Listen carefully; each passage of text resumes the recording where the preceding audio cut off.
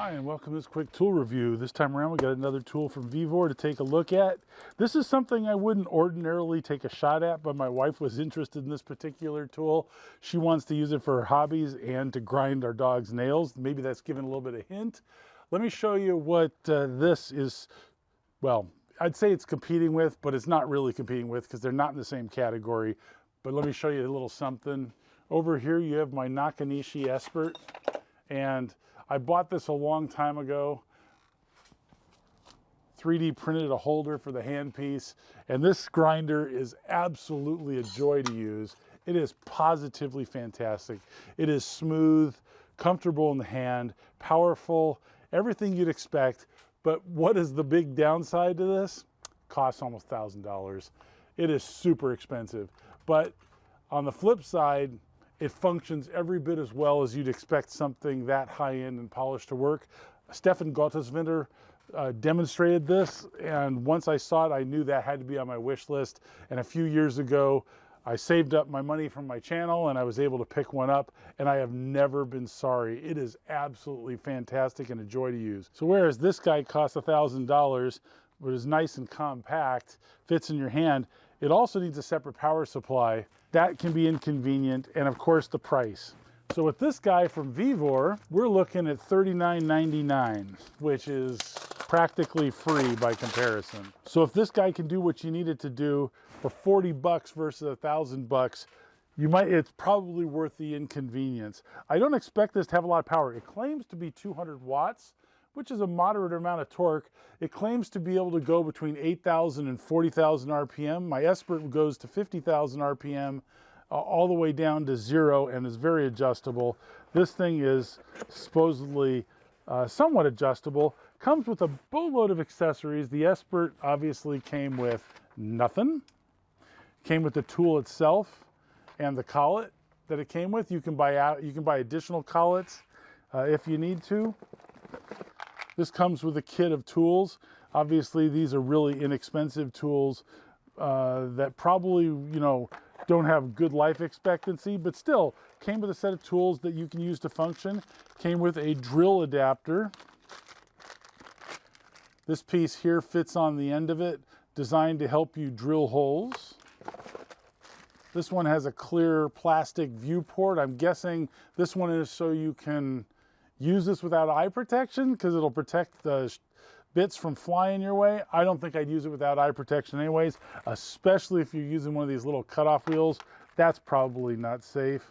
But it's a see-through shield. That's not bad. Oh, I'm sorry.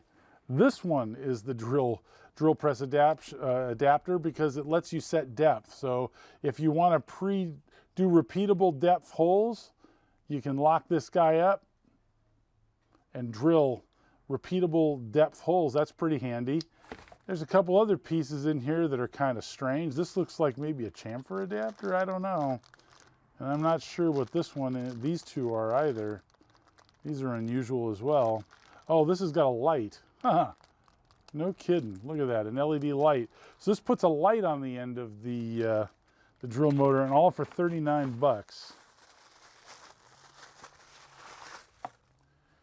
The unit itself is actually pretty comfortable in the hand. It's obviously a lot bigger than the Nakanishi, but doesn't need a separate power supply. It's also a lot heavier. I don't know why I'm comparing these two, because really that's not a fair comparison. If I owned a Dremel, it would probably be appropriate to compare this guy with a Dremel tool, but I don't have a Dremel. I do have a Fordham, but that has a separate motor base and a long flexi shaft, so that's not a fair comparison either. This is right in line with a Dremel. It has speed adjust and a tachometer in back, I believe. And it came with a manual. I'm kind of curious what some of those attachments do. The Vevor manuals have been very good. The English has been pretty readable, so that's nice. So it comes with a collet for 1/8" collets, and it also comes with a drill chuck, which is a nice feature. It's got a locking wrench. So as this rotates around, you find the detent and you get a shaft lock out of it. They do not describe anywhere in the manual what all these attachments are. So I guess they're leaving it as an exercise for you to figure out. This end piece here is what unscrews, and attachments can go on. The threaded design is pretty nice. They're plastic threads, but that's not a total disaster. I'm not quite sure what this one is. Lets you cut a chamfer? I'm not actually sure. Anyone has an idea, let me know. That's an interesting attachment. It's got some sort of symbol here, but it doesn't explain to me what it is. This is made out of PA6 with GF30, so glass fiber, 30% glass fiber PA6. Nice stuff.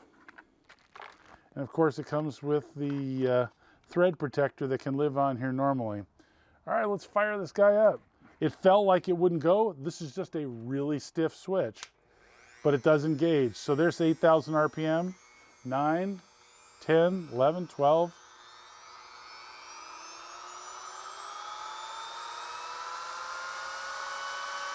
40,000 RPM. That's cranking. So it's really nice that this has got an adjustable speed control with a digital display, 1,000 RPM increments. Press and hold. There's 40,000 RPM. You can feel the gyroscopic action when it's spinning that fast. Change bits is the standard with most Dremel style tools. Dremel's actually a company kind of like Kleenex, but you press and hold the lock button and cinch down the cutter. This is a carbide burr that I already had, did not come with the kit. I think there are some diamond and there's drill bits, mandrels, whole selection of stuff in here. I figured I'd use a known good carbide burr. And let's see how, I want to see if it bogs down much. I have a piece of 321 stainless steel here. So we're at 8,000 RPM.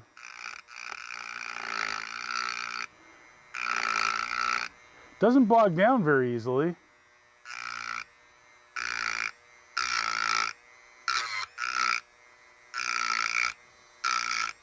All right. I kind of expect it to be able to bog down. We're at 20,000 RPM.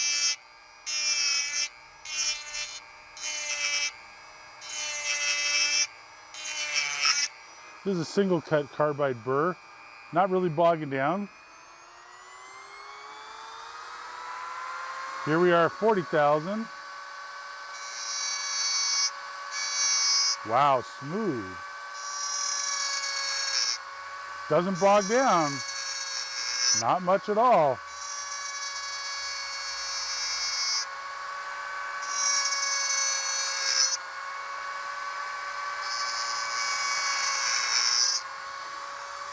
This unit is much better than I expected. I thought it was going to bog down for sure. The removal rate of material is decent. Did a really nice job on the chamfer here. I mean, I'm not great at this. It's a double bevel. Hand-eye coordination is not my strong suit, so I was trying to create one bevel, but actually two. But it actually removed a fair amount of material. This is a little scrap of 321 stainless that I had, and I just labeled it. I don't know why I keep things like this. I can't throw things like this out. I think the bottom line is, this is very impressive, especially for 40 bucks. I expected it to function nowhere near as good as it just did. The carbide burr, like I said, did not come with it. Worked pretty darn well with this. And I have no complaints. If you're looking for a non-Dremel, Dremel style tool, you might want to check this out, $39.99 on Amazon.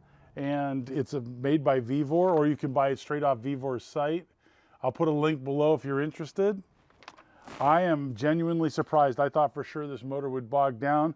I actually pressed really hard with this carbide burr and it didn't slow down hardly at all. And it didn't matter whether you were high RPM or low RPM. The other thing I thought, sometimes when you're going low RPM, you lose torque. This thing performed great at low RPM. Again, very impressive, especially for 40 bucks. Anyways, that's a really quick look at this rotary tool. Thanks for watching. Hope you find it useful. Hope to see you next time.